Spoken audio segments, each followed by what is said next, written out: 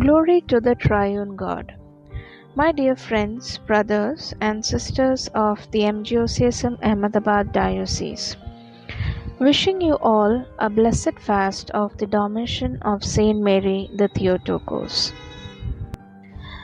So, in yesterday's video, we clarified the concept of firstborn. Firstborn only means the one who is the first child of his parents. It is immaterial whether they have younger siblings or not. Let's look into the passage from the Gospel of St. Luke, chapter 2, verses 22 to 24. And when the days of a purification according to the law of Moses were fulfilled, they brought him up to Jerusalem to present him to the Lord, as it is written in the law of the Lord, every male that opens the womb shall be called holy to the Lord, and to offer a sacrifice according to that which is said in the law of the Lord, a pair of turtle doves or 2 young pigeons.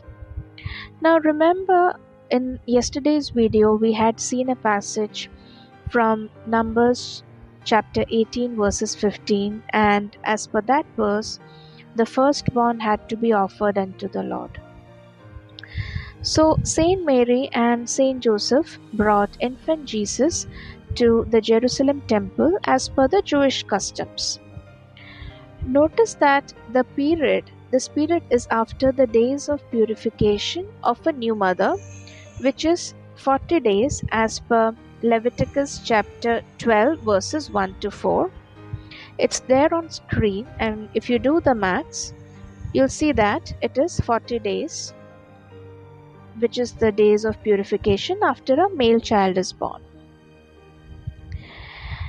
And you all might know that the presentation of infant Jesus in the temple is commemorated in our liturgical calendar on February 2nd, the Mayulto.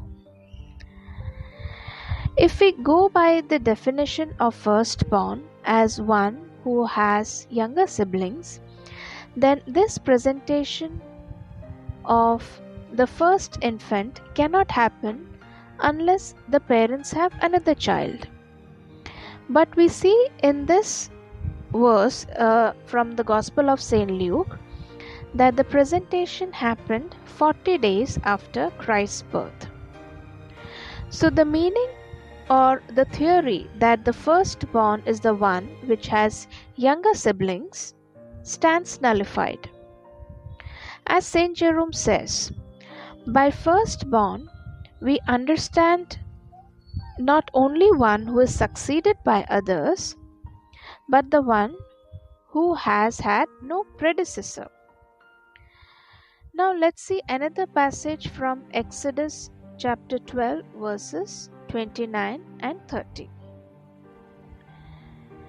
And it came to pass at midnight that the Lord struck all the firstborn in the land of Egypt, from the firstborn of Pharaoh who sat on his throne to the firstborn of the captive who was in the dungeon, and all the firstborn of livestock.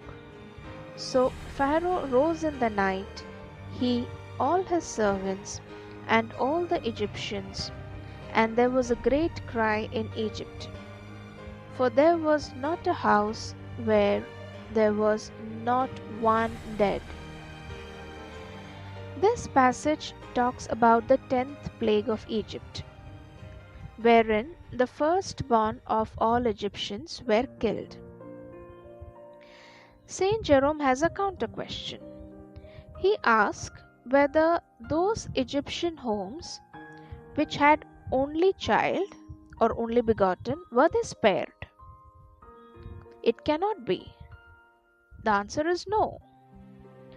See verse 30.